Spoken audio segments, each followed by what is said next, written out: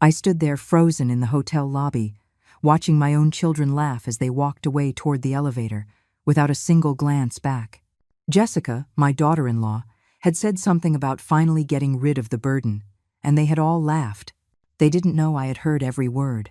They didn't know I had paid every single cent for that reservation with the money I saved over 8 months, selling my pies on Sundays at the farmer's market and stashing every coin in a cookie tin I hid behind the cans of beans. They also didn't know what I was about to do. But let's go back to the beginning, because it all started 3 weeks earlier, on a Tuesday afternoon when the warm sun streamed through my kitchen window. I was making my afternoon coffee, just like I did every day since I was widowed 4 years ago, when my phone rang. It was Michael, my oldest son, using that sweet voice he always used when he needed something. "Mom, I have a wonderful idea," he said, and I felt that little flutter in my chest that always came when my children included me in their plans. "What do you think about a family trip for the holidays? All of us together, just like the old days." His voice sounded so excited I could almost see his smile through the phone. "I found a beautiful resort on the coast, pools, restaurants, activities for the kids. It would be perfect, Mom." I put the coffee pot down on the counter, feeling my eyes well up with tears of joy. It had been so long since I felt included, since I was invited to anything more than family dinners where I sat in silence while they talked about their jobs, their trips, their plans. I was always the one who served, who cleared the plates, who stayed in the kitchen while everyone else went to the living room. "That sounds wonderful, honey," I replied, trying to keep my voice from breaking.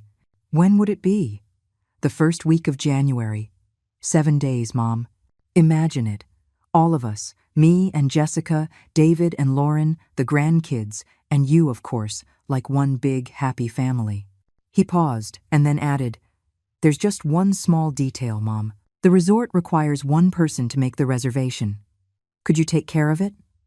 We'll transfer you the money later, of course. It was always like that." I was the one to put my name down, to provide the guarantee, to handle the paperwork while they enjoyed themselves. But this time, I didn't care.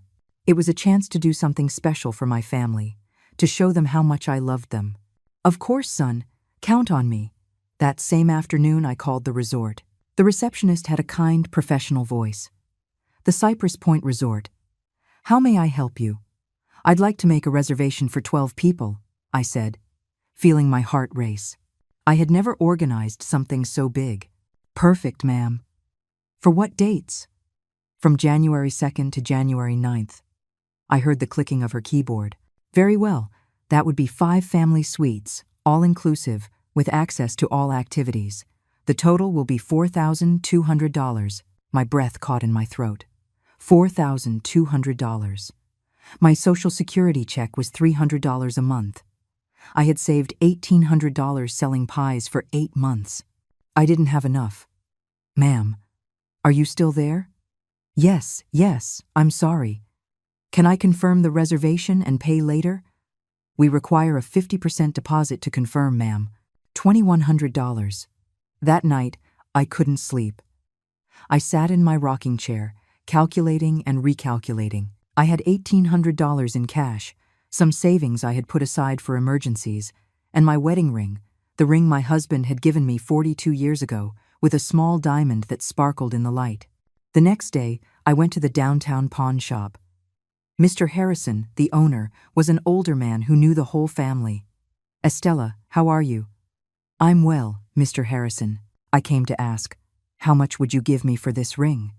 He examined it with his loupe, turning it between his wrinkled fingers.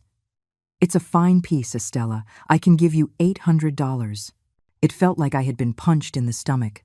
$800 for 42 years of marriage. But I thought of Michael's smile, of the possibility of having my whole family together. Happy. It's a deal. With the money from the ring in my savings, I called the resort that same afternoon and paid the deposit. The reservation was confirmed in my name, with my credit card as a guarantee. 5 family suites, 12 people, 7 days, all inclusive.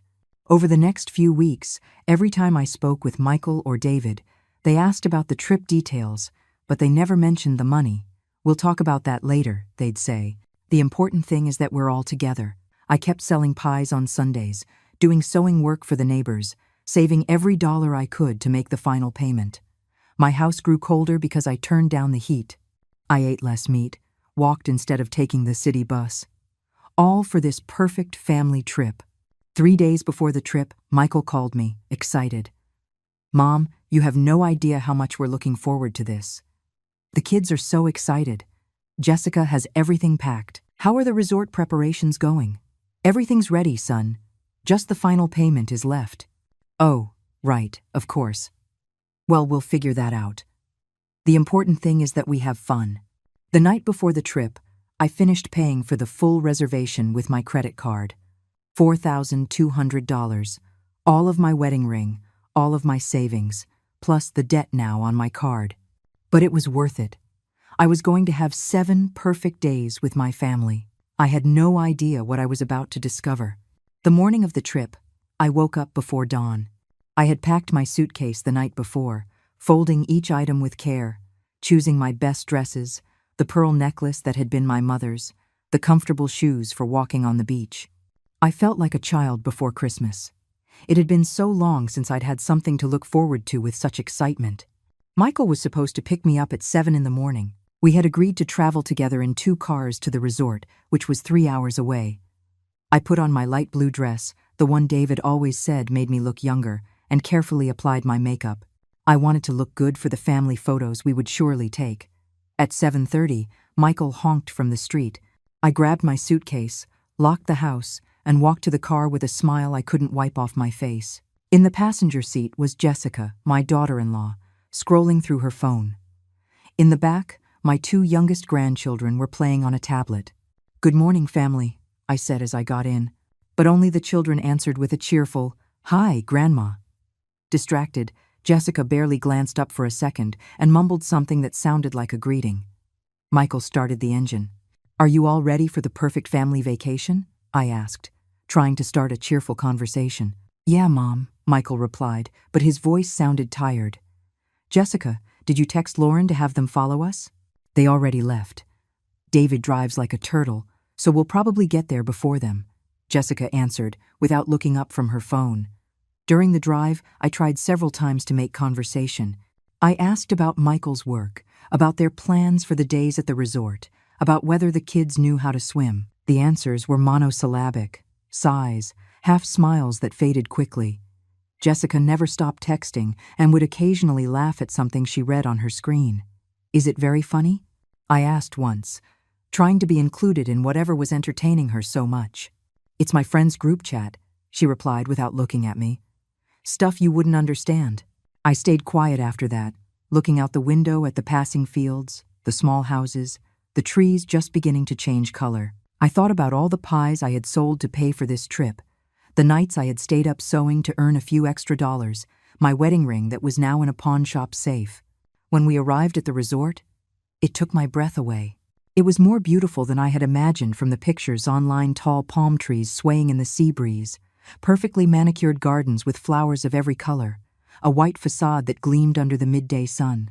The entrance had water fountains that created a soothing sound, and you could hear the ocean in the distance. "What a beautiful place!" I exclaimed, my chest swelling with joy. "I can't believe we're here." The kids jumped out of the car excitedly, running toward the entrance. Michael and Jessica started getting the suitcases out of the trunk. Just then, the second car arrived with David, Lauren, and the rest of the family. Chloe, my 17-year-old granddaughter, was the only one who came over to hug me. "Grandma, this place is incredible," she said, her eyes shining with excitement. "Did you see the pool? It's huge. And they say they have nightly activities and themed restaurants." "I know, sweetie. It's going to be a wonderful week," I replied, stroking her hair. At least someone shared my enthusiasm. We all entered the lobby, and I went to the reception desk. It was a spacious, elegant area with marble floors that reflected the light from crystal chandeliers, white leather sofas, and tropical plants in enormous pots. The air smelled of fresh flowers and sea breeze. "Good morning," I said to the receptionist, a young woman with a friendly smile. "I have a reservation under the name Estela Morales." She typed on her computer and smiled. "Of course, Mrs. Morales, we were expecting you. 5 family suites, 7 nights, all inclusive for 12 people. Everything is in order." As she prepared the key cards and explained the resort services, I heard my sons talking in low voices behind me. 5 suites? I heard David whisper to Michael. I thought you said it would be simpler. Mom organized everything, Michael replied. We'll figure out how to split the costs later. The receptionist handed me the key cards in elegant holders shaped like a palm tree. The suites are on the 3rd floor, all with an ocean view. Breakfast is served from 6 to 10 in the morning in the main restaurant, lunch from noon to 3 in the afternoon, and dinner from 6 to 10 at night. You also have full access to the spa, the pools, sports activities, and nightly entertainment. How wonderful, I exclaimed, my heart pounding with excitement. Did you hear that, everyone? We have access to everything. But when I turned around to share my joy with my family, I froze. There was no one there. Michael, David, Jessica, Lauren, and all the grandchildren had disappeared. Only Chloe remained, looking at me with a strange expression on her face. Where is everyone? I asked, a sinking feeling in my stomach. They went toward the elevators, she replied, biting her lower lip. Dad said they were going to get settled in the rooms and that we'd meet up later. Without waiting for me? Without the keys? Chloe didn't answer, but I saw in her eyes that there was something she wasn't telling me.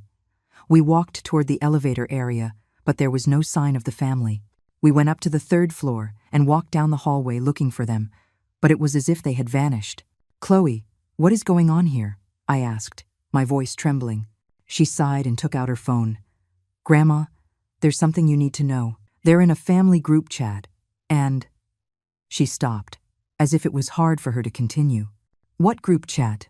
The one Dad, Uncle Michael, Mom, and Aunt Jessica made. It's called Drama-Free Vacation. Her voice got smaller. Grandma, they didn't want you to come on the trip. I felt as if the marble floor was shifting beneath my feet. What do you mean they didn't want me to come? But Michael invited me. He asked me to organize everything. Chloe showed me her phone with trembling hands. On the screen, I could see the group chat. The most recent messages broke my heart into a million pieces. We're here. The old lady took care of everything, as usual. Perfect. Now we can enjoy ourselves without her watching over us all the time. Did you see how excited she got at reception? How embarrassing. Well, at least she's useful for something. Let her stay in her room watching television while we have fun. The words blurred in front of my eyes. I felt them fill with tears, felt my throat tighten. $4,200. My wedding ring. 8 months of work. All so they could enjoy themselves. Without drama, without me. Grandma. Chloe's voice sounded very far away. Grandma, are you okay? No, I wasn't okay. But I wasn't finished, either. I stood there in the hotel hallway, with the 5 key cards dangling from my trembling fingers, while Chloe looked at me with tears in her eyes. The messages in the group chat kept coming, each one like a knife straight to the heart. I hope she doesn't get difficult about the family meals. Relax, Jessica. If she gets unbearable, we'll just tell her she's tired and should go rest. The important thing is that the kids have fun. She can do her own thing. I closed my eyes and took a deep breath. The hallway smelled of cleaning supplies and fresh flowers, but all I could taste was the bitter humiliation in my mouth. For 40 years, I had raised those sons. I had sacrificed my dreams for theirs. I had sold my wedding ring to give them this perfect vacation. And this is how they repaid me. Chloe, I said, in a voice I didn't even recognize. How long has this group existed? She looked at her phone, scrolling up to see older messages. Since Uncle Michael proposed the trip to you, Grandma. Look, it says here he created it the same day he called you. My granddaughter showed me the screen. There it was, clear as day. Group created on December 12th by Michael Davis. The same day my son had called me with his sweet voice to invite me on the family trip of my dreams. I kept reading the older messages, each one worse than the last. Just talk to Mom. She bought it hook, line, and sinker. She's sure she can handle organizing it. You know how she is with technology. Doesn't matter. If she messes up, we'll fix it. The important thing is that she pays for it. Awesome. Free vacation and no family drama. But seriously, no group activities. Everyone does their own thing. The words were becoming a blur through the tears I could no longer hold back. But there was something more more recent messages that made me understand the full extent of their betrayal. Did you confirm that the resort allows changes to the reservation? Yeah, David had asked at the front desk. Since it's in Mom's name, she can make modifications. Perfect. Tomorrow we'll convince her to transfer the rooms to our names, just in case. And on the last day, we'll tell her there was an error with the bill, that the hotel needs someone else to take over the payment. There it was. Not only had they planned to ignore me during the trip, but they also intended to leave me with the entire debt at the end. They had used me to organize and pay for their perfect vacation, and then they were going to abandon me with the bill. Grandma, Chloe touched my arm gently. What are you going to do? That question echoed in my mind. What was I going to do? The old Estella would have cried in silence, would have swallowed the humiliation, would have pretended she hadn't seen anything. She would have spent the 7 days locked in her room, ordering room service so as not to bother the family in the restaurants, watching television while they enjoyed the pool, the spa, the nightlife that I had paid for. But something had changed inside me. Maybe it was watching my wedding ring disappear into the pawnbroker's hands. Or maybe it was those 8 months of waking up before dawn to bake pies and sell them at the market. Maybe it was realizing that my own sons saw me as a walking wallet, useful for paying and organizing, but an annoyance to include. I don't know yet, sweetie, I answered Chloe, wiping my tears with the back of my hand. But I'm not going to just stand here and cry. We walked to my suite. It was beautiful, with a king-size bed covered in pristine white sheets, a balcony with a direct view of the ocean, a marble bathroom with a deep tub, everything I had dreamed of for months, while I saved penny by penny. But now it felt empty, like a stage set for a play in which I was only the financier, not the star. I sat on the bed, and Chloe stood by the window, looking toward the beach, where I could already see some of the family. Michael and David were in the pool with their sons. Jessica and Lauren were sipping cocktails under an umbrella, all of them laughing and enjoying themselves as if nothing had happened. Do you know what hurts the most? I said to Chloe. It's not the money. It's not even that they lied to me. It's that I thought we were finally going to be a real family, that we were going to make beautiful memories together. Chloe turned around, and I saw her eyes were red. Grandma, I tried to tell them it was wrong. When Dad added me to the group, I told them it wasn't fair to you, but they said I didn't understand, that adults sometimes have to make tough decisions. Tough decisions? Is that what I am to them?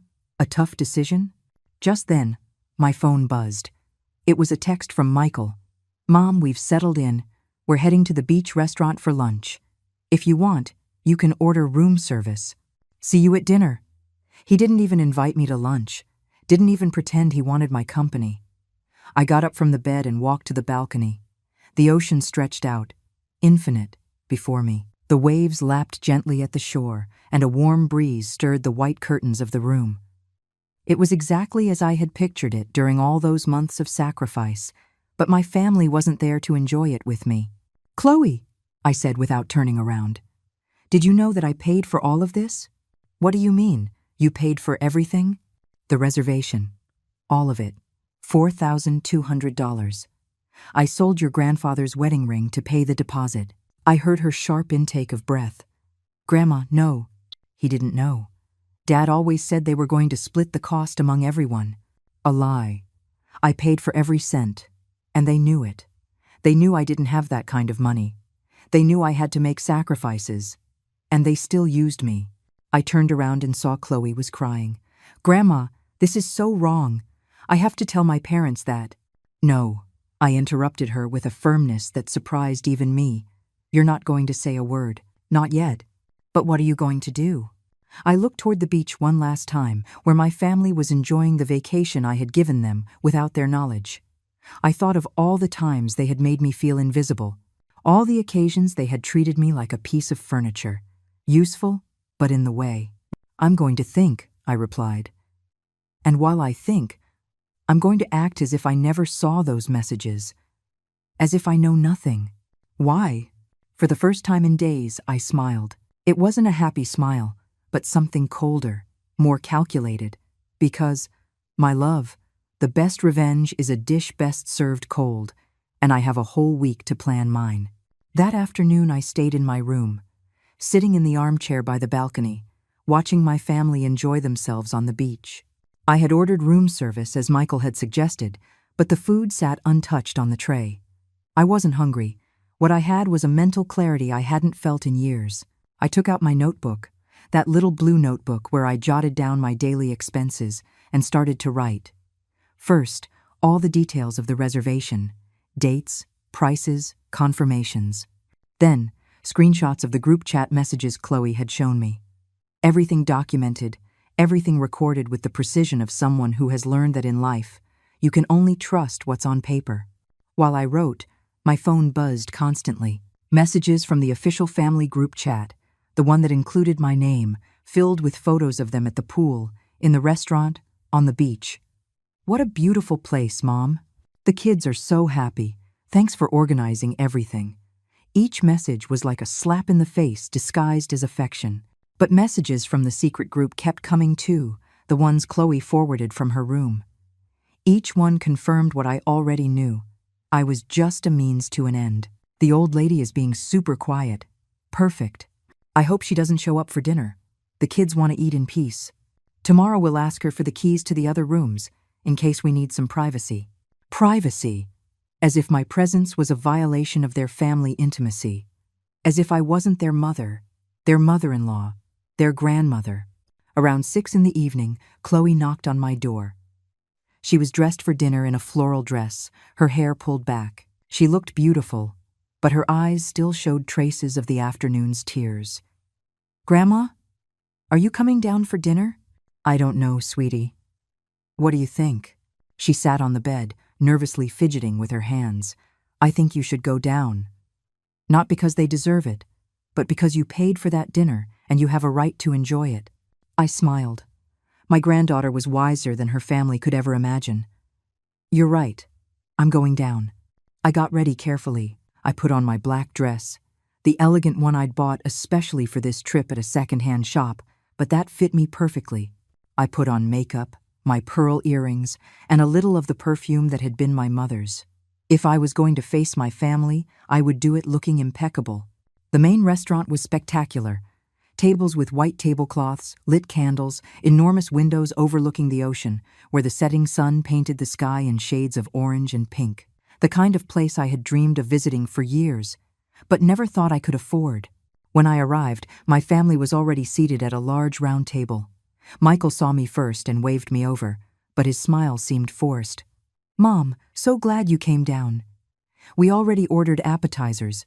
I sat in the only empty chair, which was strategically placed with its back to the ocean view. A coincidence, of course. "How was your afternoon, Estella?" Lauren, my younger daughter-in-law, asked me with that sweet voice she used when people were around. "Very quiet," I replied, pouring myself some water. I rested, read a little, enjoyed the view from my balcony. "That's good," Jessica said without looking up from the menu. "We were at the pool all day. The kids didn't want to get out of the water." "It looks like they had a lot of fun," I commented, watching my grandchildren, who were tanned and happy. At least they were genuinely enjoying the trip. During dinner, the conversation flowed as if nothing had happened. They talked about the spa, the activities they had planned for the next day, the perfect weather, how delicious the food was. I nodded, smiled at the right moments, made occasional comments. But inside, I was taking mental notes of every detail. I noticed how David ordered the most expensive bottle of wine on the menu without consulting me, as if it were natural that I would be paying. I noticed how Jessica ordered 2 desserts to try, and then only took 1 bite of each. I noticed how Michael told the kids to order whatever they wanted, no limits, because Grandma is treating us all. But what I noticed most was something that broke my heart. When one of my grandsons, little 8-year-old Leo, asked if we could build sandcastles together the next day, Jessica immediately intervened. "Honey, Grandma is too tired to be at the beach all day. You can play with your cousins instead." "But I want to play with Grandma," Leo insisted. "Older adults need more rest," Lauren said, patting his head. "You'll have time to play with Grandma when we get back home." Older adults, as if I were a relic in a museum, too fragile to participate in real life. "I'm 65, not 90. I can build sandcastles perfectly fine." "Actually," I said, with a smile I hoped looked natural, "I would love to build sandcastles with you, Leo. Tomorrow after breakfast, how does that sound? I saw Jessica and Lauren exchange a quick glance. That silent communication of people used to manipulating situations. Well, we'll see what the weather is like in the morning, Jessica finally said. After dinner, as we walked back toward the elevators, I heard David whisper to Lauren, "We'll go to the spa early tomorrow. Take the kids to the kiddie pool so they don't bother Mom. Early tomorrow." The same time I had arranged to meet Leo to build sandcastles. How convenient. In the elevator, Michael asked me, "Mom, do you need help with anything? The hotel papers? The key cards? Anything like that?" There it was. They were already starting their plan to take control of the reservation away from me. "No, son. Everything is perfect. I have it all under control. It's just that I thought maybe it would be easier if one of us handled the technical details. So you don't have to worry about a thing. I appreciate the offer, but it's really not necessary." I saw the flicker of frustration in his eyes for a split second before he smiled again. When I got to my room, Chloe was already waiting for me, sitting in the hallway. "How was dinner, Grandma?" "Educational," I replied, opening the door. "Very educational." We went inside and she sat in the armchair while I took off my shoes and left my purse on the table. "Grandma, I've been thinking all afternoon. What they're doing is so wrong, and I can't just stay quiet. Chloe, listen to me carefully. I know you have good intentions, but I need you to trust me. Can you do that?" She nodded, though she looked confused. "Good. Then I want you to keep sending me the messages from the secret group, but I also want you to act completely normal. Don't let them know that I know anything." "But why?" I sat down across from her and took her hands. They were soft and young, without the wrinkles and scars that mine had after 65 years of work and sacrifice. "Because, my love, when someone betrays you, the worst thing you can do is confront them immediately. The best thing is to let them keep believing their plan is working while you prepare your own. You have a plan?" "I'm developing one." Chloe was quiet for a moment. Then she asked, "Grandma, have you ever felt anything like this before?" "Like what?" This anger, this huge disappointment." I looked toward the balcony, where the full moon was reflecting on the ocean waves. It was a beautiful, romantic view, the kind I would have enjoyed with my husband if he had lived to see it with me. "Only once," I replied, "when your grandfather died and I realized I would have to face the rest of my life alone. But this time is different." "Why?" "Because when your grandfather died, the pain was unavoidable. It was part of life. But this was a choice. My sons chose to hurt me, to use me, to betray me. And choices have consequences." That night, after Chloe went to her room, I stayed up very late. Not watching television or reading, but thinking, planning. For the first time in years, I felt powerful, because I had something they didn't know I had, information. And as my husband used to say, information is power. Tomorrow I would start using it. I woke up before dawn, just as I had for the past 8 months, when I would get up to bake pies to sell. But this time, it wasn't out of obligation, but from a strange sense of energy I hadn't felt in years. I made coffee with the in-room machine and sat on the balcony to watch the sun rise over the ocean, reviewing my notebook. At 7:30, my phone buzzed with a message from Chloe. It was a screenshot from the secret group chat, sent just a few minutes earlier. "Plan for today. Everyone to the spa at 9. Kids to the kiddie pool with the hotel babysitter. Lunch at the beach restaurant without the old lady. If she asks, we'll tell her a spontaneous plan came up." "Perfect. And don't forget, today we ask for the keys to the other rooms. Any believable excuses? We'll say we need access in case of an emergency, or that the kids want to throw a surprise party in one of the suites." They couldn't even invent an original lie. But what bothered me most was the part about the babysitter. They had hired someone to watch my grandchildren instead of asking me, their own grandmother, to be with them. As if I were a dangerous stranger, instead of the woman who had raised them as babies when their parents had to work. At 8, I went down to the restaurant for breakfast. It was early, so there were few people. The place was beautiful in the morning, with golden sunlight streaming through the windows and the soft sound of waves in the background. I sat at a table by the window and ordered coffee, fresh fruit, and scrambled eggs. As I ate, I watched the other families. An older couple laughing as they shared croissants, their wrinkled hands intertwined on the table. A young family where the parents were feeding a baby while the grandmother held the older child on her lap, telling him stories that made him laugh. Real families, families that included each other. Families where grandparents were an integral part, not a burden to be tolerated. At 9 o'clock sharp, I saw my family heading toward the spa area. Michael, David, Jessica, and Lauren walked together, talking animatedly, while the kids ran ahead excitedly. None of them looked toward the restaurant where I was sitting. They didn't even wonder if I had eaten breakfast or if I was okay. I finished my coffee slowly, savoring every sip. Then I went up to my room and took out all the reservation documents I had brought with me. The hotel confirmation, payment receipts, a copy of my credit card, all organized in a folder I had meticulously prepared. At 10:30, I went down to reception. "Good morning, Mrs. Morales."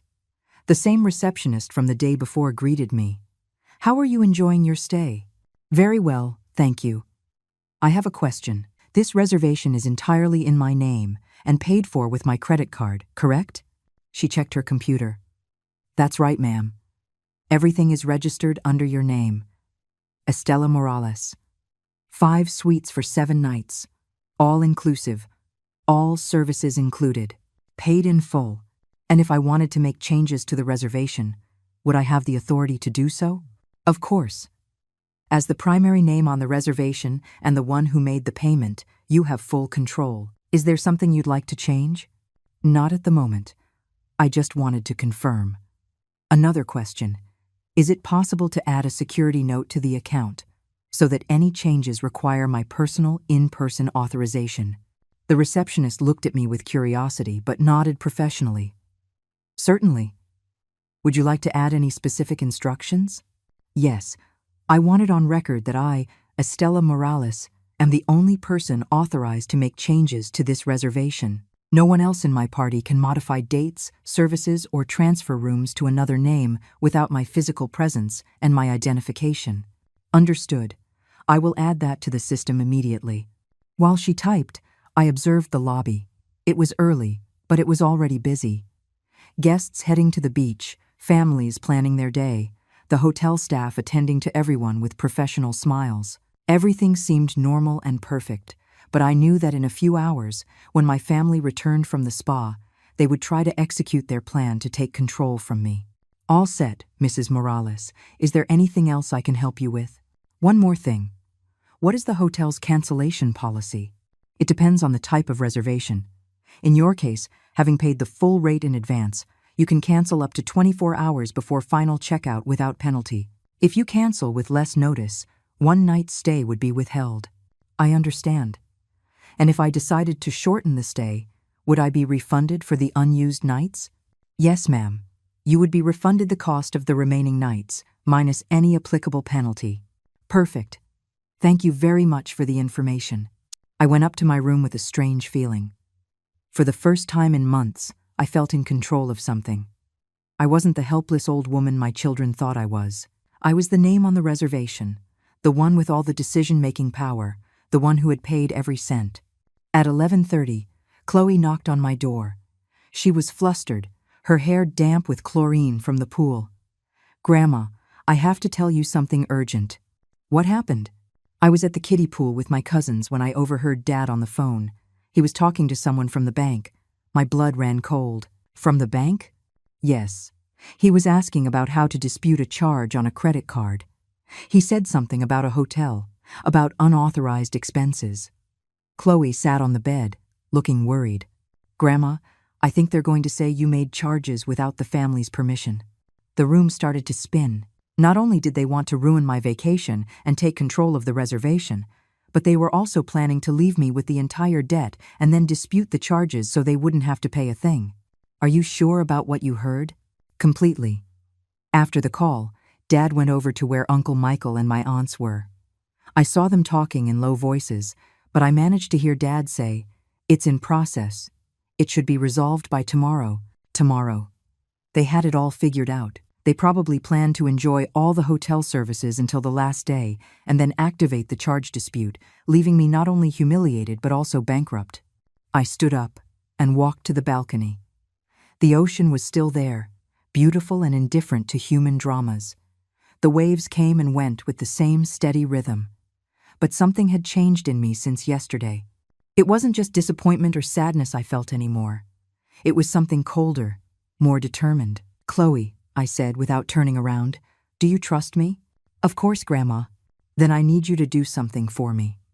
And it's very important that you don't tell anyone what I'm about to ask. Anything." I turned and looked her directly in the eyes.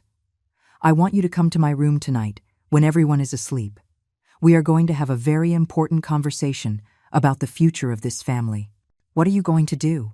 "I'm going to teach them a lesson they will never forget." The phone rang at that moment. It was a message from the official family group chat. "Mom, we're having lunch on the beach. We saved you a spot if you want to come." Liars. I knew perfectly well they had planned to have lunch without me.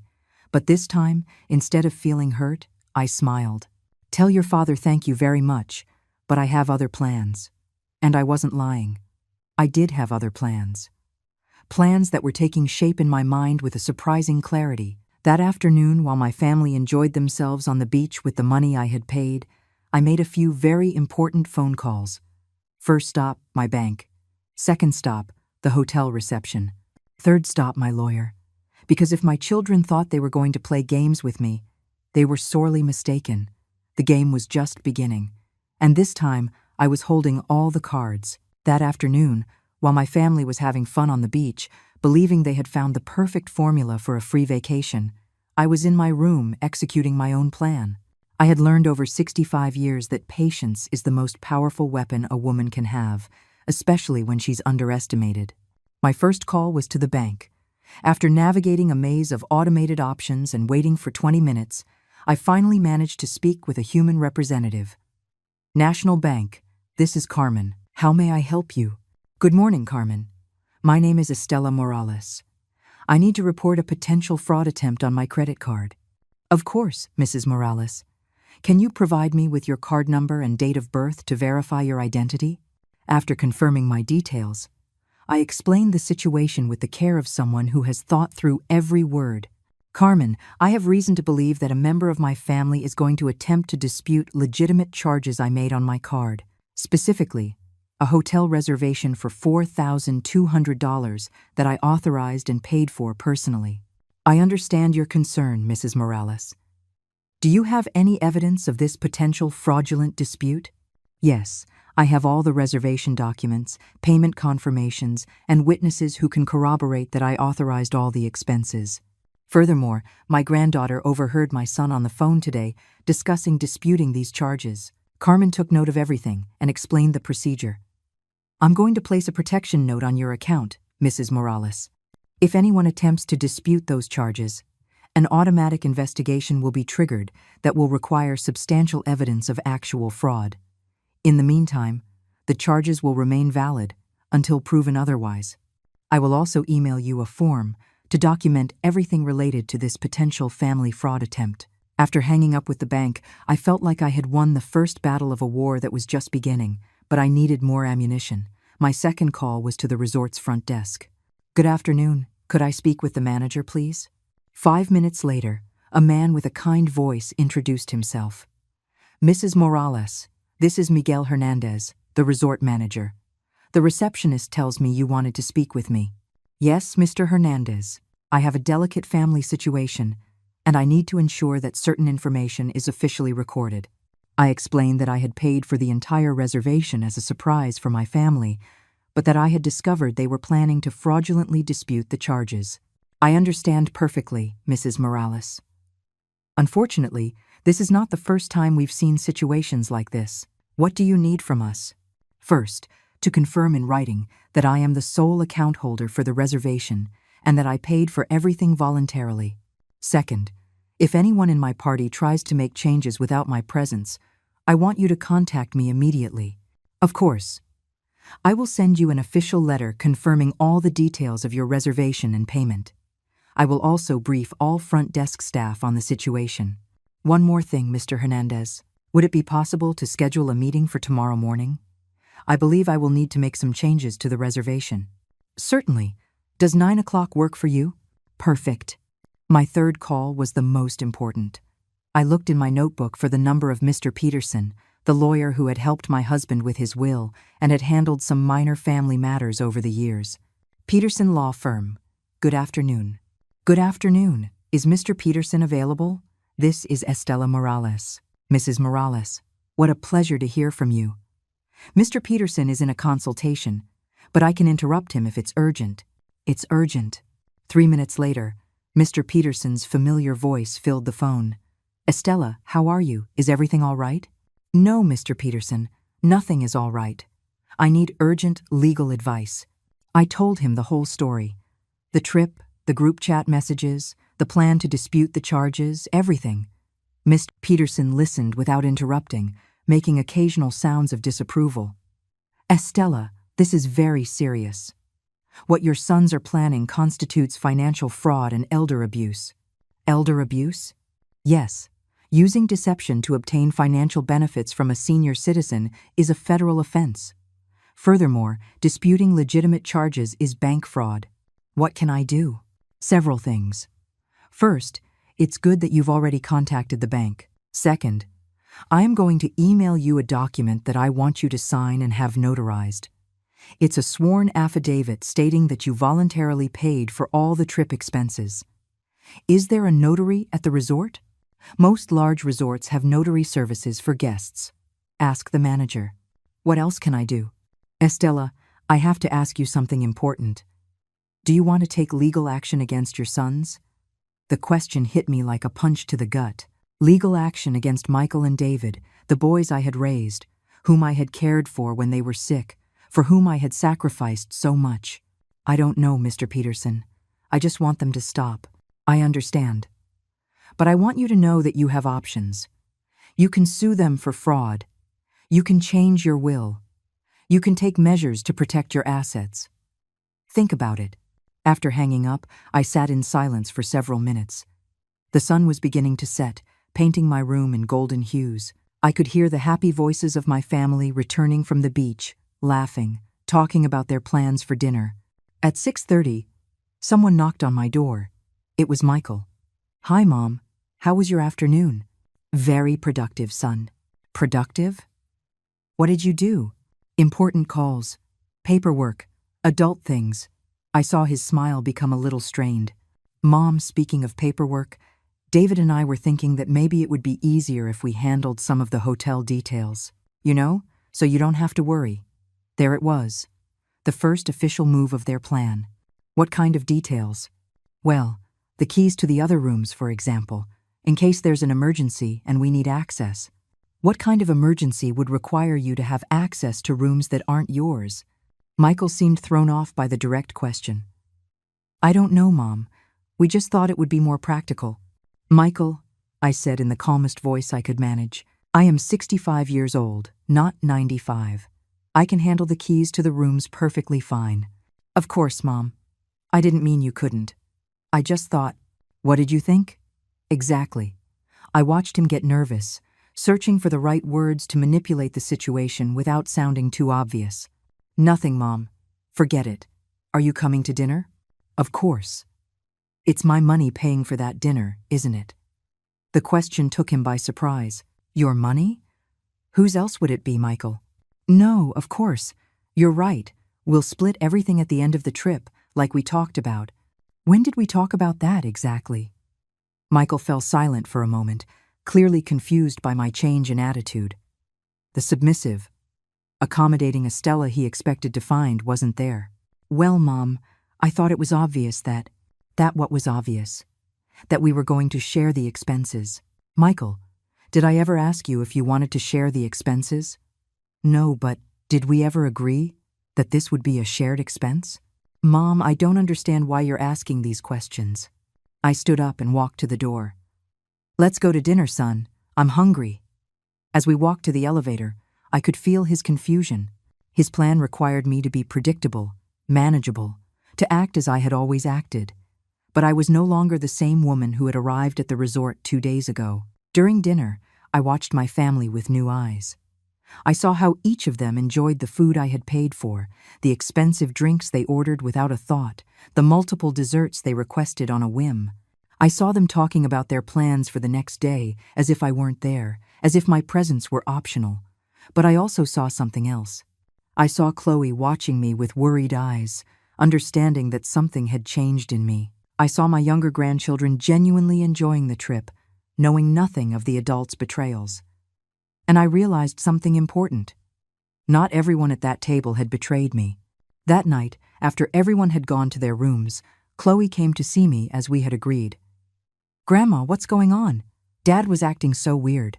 He was acting weird because his plan isn't going as he expected. I told her about my calls that day, about the measures I had taken to protect myself, about the meeting I had scheduled with the hotel manager in the morning. "Are you going to cancel the trip?" she asked, her eyes wide. "No, my love.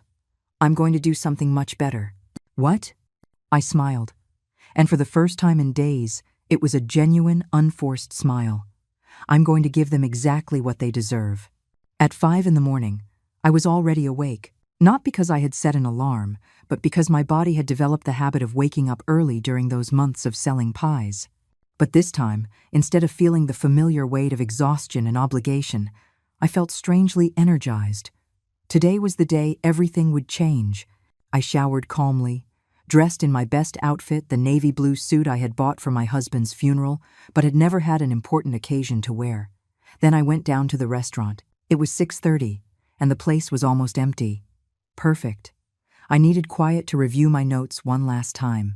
As I sipped my coffee and reviewed the documents Mr. Peterson had emailed me overnight, I saw Miguel Hernandez, the resort manager, walk in. He was a man in his 40s, elegant, with that warm professionalism that characterizes people who truly understand service. "Mrs. Morales, good morning. How did you sleep?" "Very well, thank you. Could we move our meeting up? I have a few things I'd like to discuss before my family wakes up."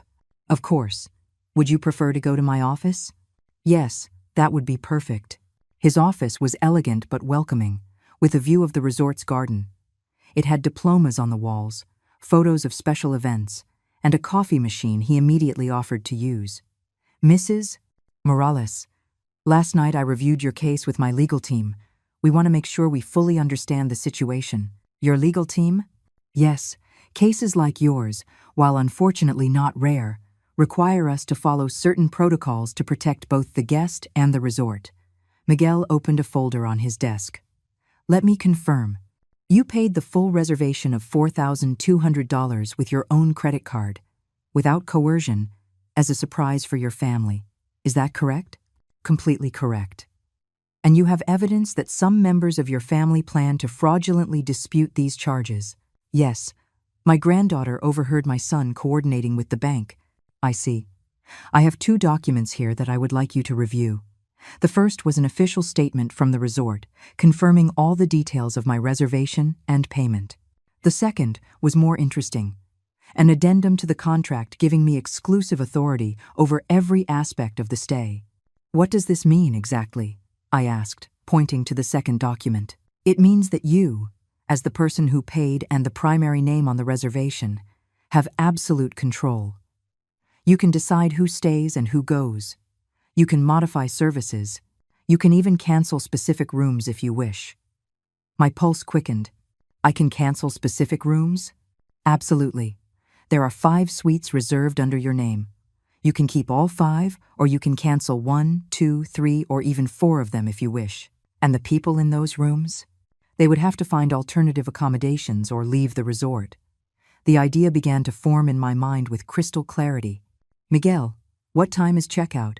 "Normally at noon, but we can be flexible depending on the circumstances." "And if someone needs to leave before then?" "That's also possible. Are you considering making changes to the reservation?" I was silent for a moment, looking out the window at the gardens where the groundskeepers were already starting their work. It was early, but the day promised to be beautiful, sunny, perfect for the beach, the kind of day my family had planned to enjoy entirely at my expense. "Miguel, I want to make some changes, but I need them to be executed exactly as I am about to explain." "Of course. I'm all ears. I want to cancel 4 of the 5 suites." Miguel raised his eyebrows slightly but maintained his professional expression. "Which ones specifically?" I took out my notebook where I had written down the room numbers. Suites 301, 302, 304, and 305. I want to keep only 303, which is mine. Understood. And when would you like these cancellations to take effect? Today. But not immediately. First, I want you to block access to those rooms at 10 o'clock in the morning. Their keycards will stop working. And after that, at 11 o'clock, I want resort staff to go to those suites and inform the guests that they must vacate the rooms by noon due to changes in the reservation. Miguel took notes as I spoke, without judgment. Completely professional. Are there any specific instructions I should give the staff? Yes. They should explain that the primary guest, which is me, has decided to modify the stay, that it is not the resort's fault, but a personal decision by the person who paid for the reservation. And if they ask where they can find you to speak with you, you can tell them I am available in Suite 303, but only if they come to speak civilly. If there is any shouting, threats, or disrespect toward the hotel staff, you have instructions to contact security. Miguel finished writing and looked at me with a mix of admiration and curiosity. Mrs. Morales, may I ask what led you to this decision? Miguel, do you have a family? Yes, a wife and 2 young children. Do you love them? Of course. Would you do anything for them? Without hesitation. And what if they betrayed you? If you discovered they were using you, were ashamed of you, were planning to defraud you? Miguel was quiet for a moment. I think I understand. For 40 years, I raised my sons. I fed them, clothed them, cared for them when they were sick. I worked to give them an education, sacrificed my dreams for theirs. And now, when I thought we could finally enjoy time together as a family, I discover they see me as a useful nuisance, good only for paying bills. I am very sorry, Mrs. Morales. Don't be sorry, Miguel. This isn't sadness. This is liberation. I signed all the necessary documents, including the sworn affidavit Mr. Peterson had prepared. Miguel called a hotel notary who arrived in 10 minutes to make everything official. One last thing, I told Miguel as we finished. Could you arrange for a taxi at 12:30? For how many people? Just 2. My granddaughter Chloe and myself. Are you going to the airport? No, we're going to another hotel, one where we can truly enjoy a vacation. Miguel smiled for the first time during our meeting. It will be my pleasure to assist you with that as well. When I returned to my room, it was 8:30. My family was surely awake by now, planning another perfect day without me. But this time, things would be different. I sat on the balcony with a fresh cup of coffee I had ordered from room service and waited. At 9, I would receive the first message from Chloe with the secret group's conversations. At 10, their keycards would stop working. At 11, hotel staff would knock on their doors. And for the first time in my life, I was in complete control. My phone vibrated. It was a message from Michael. Mom, we're going to breakfast. Are you coming? I replied, No thank you, I have other plans today. What plans? You'll see, son. You'll see. I looked at my watch. It was 5 minutes to 9. In 5 minutes, the countdown would begin to the moment my family discovered they had gravely underestimated the woman who gave them life. And honestly, I couldn't wait to see their faces. At exactly 9 o'clock, my phone buzzed with the first message from Chloe. It was a screenshot from the secret group, sent just minutes before. Perfect plan for today. Beach all morning, spa in the afternoon.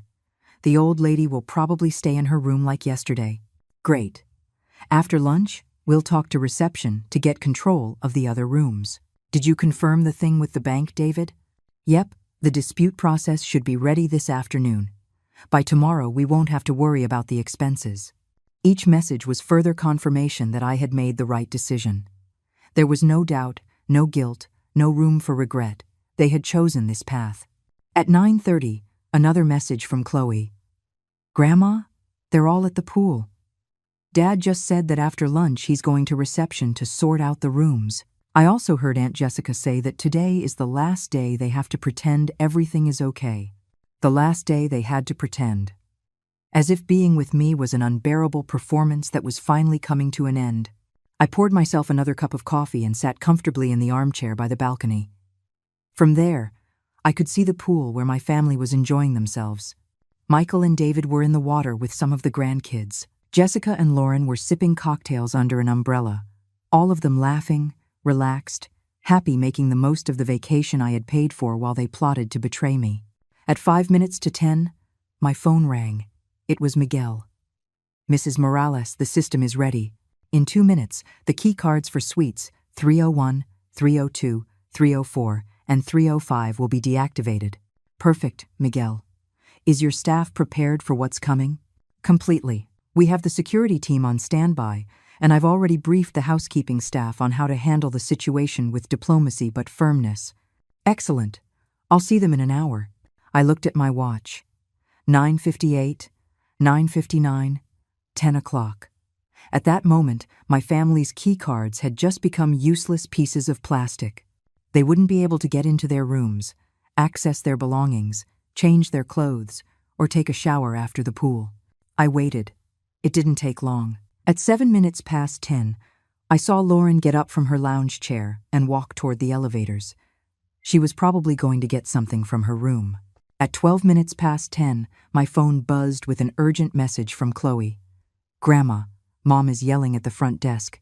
She says her keycard isn't working." 3 minutes later, another message. "Now they're all there. Dad is really upset. The receptionist is explaining something, but I can't hear well from here." At 20 minutes past 10, Michael called me. His voice was tense, controlled, but I could detect the panic underneath. "Mom, there's a problem with the rooms. The keys aren't working.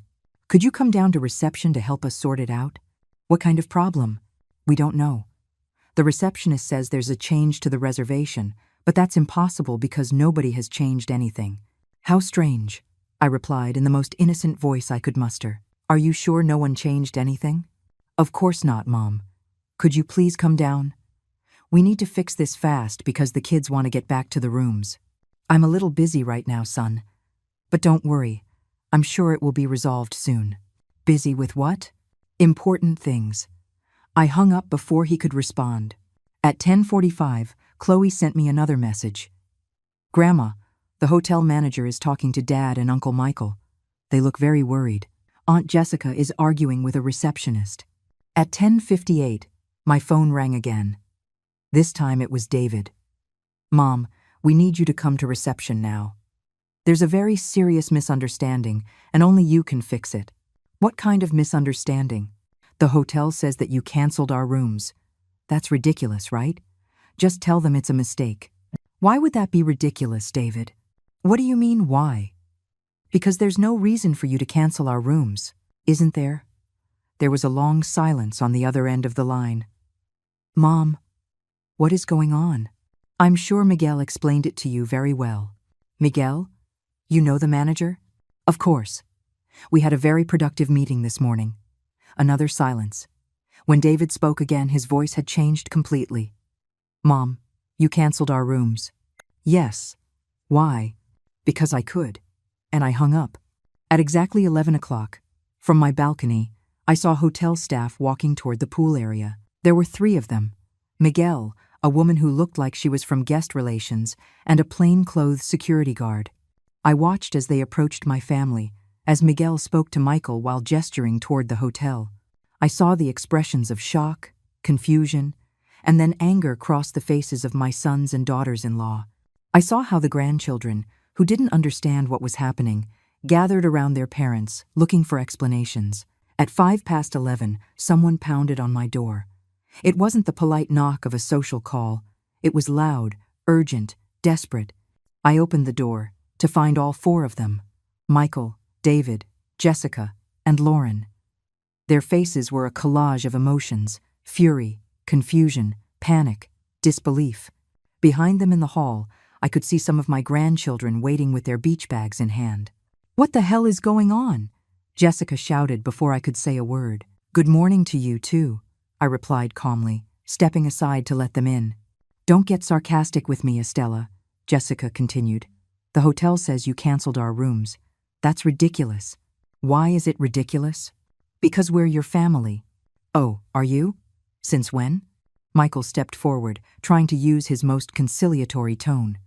"Mom, there's clearly been a misunderstanding. Let's just go down to reception and clear this all up." There's no misunderstanding, Michael. I canceled your rooms because you are no longer welcome on my vacation. Your vacation? Lauren looked genuinely confused. I thought this was a family trip. I thought so too. Until I found out that you don't consider me family. David frowned. What are you talking about? I took out my phone and showed them the screenshots of the secret group chat that Chloe had sent me. I watched their faces fall as they read their own messages. Michael struggled for words. This isn't what it looks like. Isn't it? Then explain what free vacation and no family drama means, Michael. The silence in the room was deafening. The four of them looked at each other, searching for an explanation, an excuse, a way out of the hole they had dug for themselves. Mom, David finally spoke. I understand you're upset, but you can't just leave us without rooms. We have small children. The same children you were going to keep away from me by hiring a babysitter? And what about the bank, David? Did you start the charge dispute yet? David's face went completely pale. How did you know? I know everything. I know about the group chat. I know about your plans to take control of the reservation. I know about the fraudulent dispute you were planning to file with the bank. I know everything. Jessica slumped into the armchair, covering her face with her hands. Lauren looked like she was going to be sick. Michael and David just stood in the middle of the room like children caught stealing cookies. So, I said, my voice sounding strangely calm, even to me, here are your options. You can take your things, which the hotel staff has already very kindly packed up for you. You can call a taxi, and you can go find another hotel where you can pay for your own vacation. Or what? Michael asked, his voice trembling. Oh, nothing. That's your only option. You can't do this, Jessica shouted, jumping up from the chair. We are your family. You can't abandon us. I looked directly into the eyes of this woman, who for years had tolerated my advice with fake smiles, who had spoken behind my back, who had turned my son against me. Jessica, I said with a calmness that surprised even me, who abandoned whom first? And in that moment, I saw in her eyes that she knew exactly what I was talking about. The war was over before they even knew it had begun. The silence that followed my question was devastating. I could hear the air conditioner humming, the distant voices of other guests in the hallway, the soft sound of waves on the beach. But in my suite, the silence was so thick it felt like it had its own weight. Michael was the first to try and recover. Mom, this is insane. You can't be serious. Do I look like I'm kidding? But the kids. What will the grandkids think? For the first time since the confrontation began, I felt a pang in my chest. My grandchildren, the only innocent ones in this whole betrayal, the grandkids will think that their parents made some very poor decisions and now have to face the consequences. You're destroying this family, Lauren cried, tears streaming down her cheeks. No, Lauren, this family destroyed itself when you all decided I was an obstacle instead of a valued member. David approached me, his hands outstretched in a pleading gesture. Mom, please. I know we made mistakes, but we can fix this. We can talk. You want to talk now? After months of planning this deception? It wasn't months, Michael mumbled. No? The group chat was created the same day you invited me on this trip, Michael. The very same day. I watched him deflate internally. There was no way to deny the evidence anymore. Fine, Jessica said, standing up with a furious expression she no longer tried to hide. You want to be the martyr? You want to pull your dramatic stunt? Perfect. But don't expect us to come running back when you get lonely again.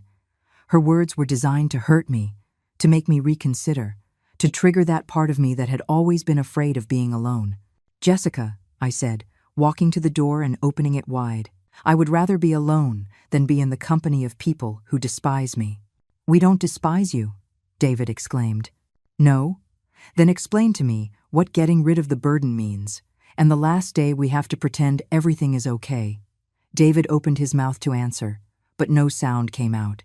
Just then, Chloe appeared at the door. She had been waiting in the hall with the other grandchildren, looking clearly distressed. What's going on? She asked in a small voice. The kids don't understand why we have to leave. My heart broke a little more. This girl, my granddaughter, who had shown me the messages, who had been my ally, now had to leave too. Chloe, I said softly, come here. She came over, and I took her hands. Sweetie, your parents and I have some very serious differences. They are going to have to leave the resort. But why, Grandma? I looked at David, her father, wondering if he would finally have the courage to tell his own daughter the truth. Why? David said, his voice cracking. Because Dad made some very big mistakes. Chloe looked at her father, then at me, and in her eyes, I saw an understanding that went beyond her 17 years. Does it have to do with the group chat? Everyone froze. Lauren turned to her daughter with a panicked expression. What do you know about that? I know everything, Mom. I know what you've been saying about Grandma. I know you never wanted her to come on the trip. I know you only used her so she would pay for everything. The silence that followed was different. It was no longer tense with denial. It was heavy with the shame of recognition. Chloe, Lauren tried to explain, things aren't as simple as, aren't they? Chloe pulled her hands away from mine and turned to her parents. So it's not true that you made a group without Grandma to make fun of her? It's not true that you planned to dispute the bank charges so you wouldn't have to pay? It's not true that you hired a babysitter so we wouldn't have to spend time with her? Each question was like a slap. I watched my children and their spouses shrink physically under the weight of the words from a teenager who had seen right through their lies. You hurt the one person who has always been there for us, Chloe continued, tears in her eyes but her voice steady. Grandma sold her wedding ring to pay for this trip for us. Did you know that? She sold Grandpa's ring.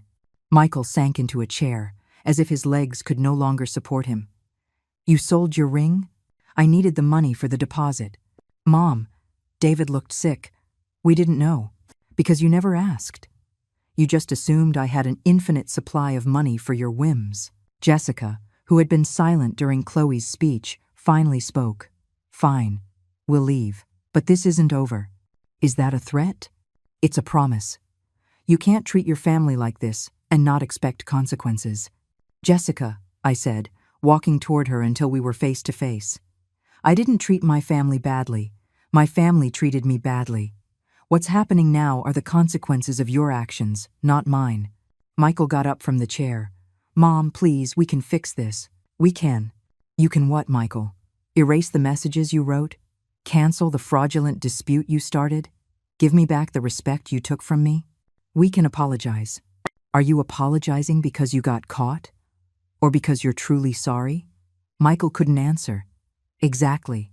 Just then, Miguel knocked gently on the open door. Excuse the interruption. Mrs. Morales, your taxi is ready. He looked at my children. And for the family, your belongings are in the lobby. The resort can assist you in finding alternative accommodations if you need them. Thank you, Miguel.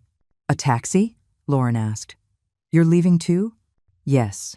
Chloe and I are going to another hotel where we can actually enjoy the vacation I deserve. Chloe is going with you? David looked genuinely surprised. I glanced at my granddaughter, who nodded firmly. Chloe is the only person in this family who treated me with respect and honesty. She's the only one who deserves to share this vacation with me. You can't take our daughter, Lauren cried. I'm not taking her. She's choosing to come with me. Chloe, David spoke directly to his daughter. You can't do this. We're your family. Dad. Chloe looked at him with an expression that mixed love and disappointment. Grandma is our family too, and you betrayed her. I can't be a part of that. It's just for a few days, I added. After that, she can decide if she wants to return to you or not. This is kidnapping, Jessica muttered. No, I said firmly. This is justice. Michael approached me one last time. Mom, if we leave like this, things will never be the same between us. Michael, I put my hand on his shoulder, and for a moment, I saw the little boy he had been before he became the man who had chosen to betray me. Things are already never going to be the same. You all made sure of that. I picked up my suitcase, which I had packed that morning after my meeting with Miguel.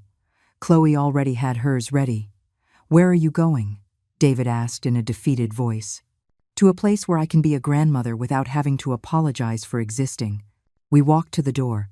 The other grandchildren were waiting in the hall, confused and sad, not fully understanding what was happening but knowing something important had broken.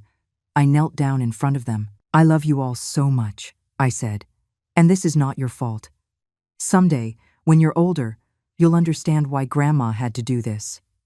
Leo, the little 8-year-old, hugged me tight. "Aren't we going to build sandcastles anymore? Someday, we will build the most beautiful castles in the world," I promised him, "when your parents remember how to treat the people who love them." Chloe and I walked to the elevator. As the doors closed, I could see my family in the hallway. My defeated sons, my furious daughters-in-law, my confused grandchildren. In the lobby, Miguel was waiting for us with our taxi.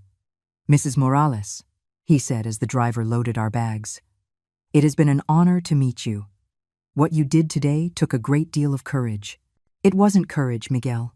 It was survival."